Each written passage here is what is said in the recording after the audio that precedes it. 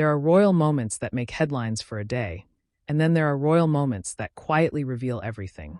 This week, one family wedding has done exactly that. On the surface, it was a joyful celebration filled with smiles, tradition, and generations of royal history gathered under one roof. But beneath the elegant photographs and cheerful congratulations lies a question that has sparked intense debate across royal circles. Why were almost all the senior royals present, while Prince Harry and Meghan Markle were nowhere to be seen? And what does that absence really say about where they stand today? Welcome back to Royal Scope. Before we begin, make sure you like, subscribe, and share this video if you enjoy thoughtful royal commentary and fascinating insights into the world's most famous family. The occasion was the wedding of Peter Phillips and Harriet Spurling, held at the beautiful All Saints Church near Princess Anne's estate.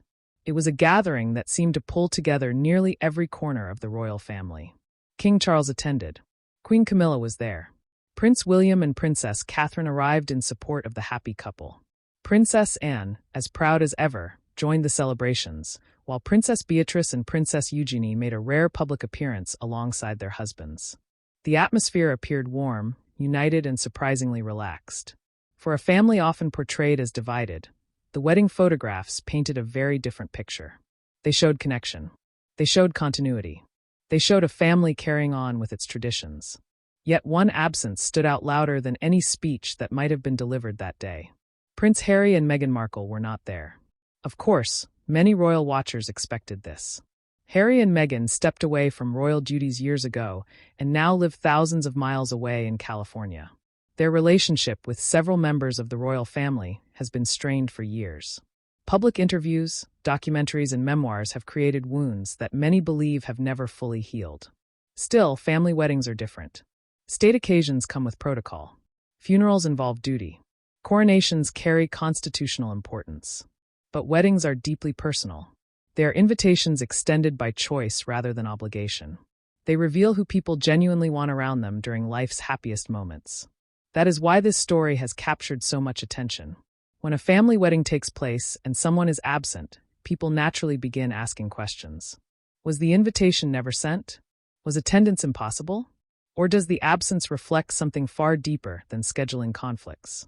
For some observers, this wedding symbolized a reality that has been building for years. The once visible thread connecting Harry and Meghan to the wider royal family may now be thinner than ever before. Imagine the royal family as an enormous ancient castle.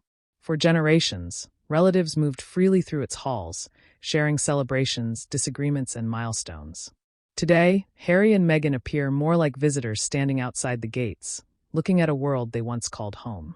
Whether that situation is fair or unfair depends entirely on who you ask. Supporters of the Sussexes argue that Harry and Meghan chose independence and have every right to build their own lives.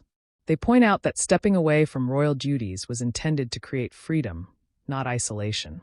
From that perspective, missing a wedding may simply be another consequence of choosing a different path. Critics, however, see things differently. They argue that years of public criticism directed at the royal family inevitably created distance. Relationships, after all, are not magical creatures immune to consequences. They require trust, and trust can be difficult to rebuild once broken. What makes this wedding particularly fascinating is that it was not a grand global spectacle. It was not the kind of event designed for worldwide television audiences. It was intimate by royal standards. That intimacy is exactly why so many people view it as significant. Private gatherings often reveal truths that public ceremonies carefully conceal. As the royal family celebrated together, another controversy was quietly gathering momentum. Reports emerged suggesting that Harry and Meghan were allegedly frustrated by what some have described as a double standard involving Princess Catherine's family. The debate centers around security concerns connected to Catherine's sister, Pippa Middleton, and her husband, James Matthews.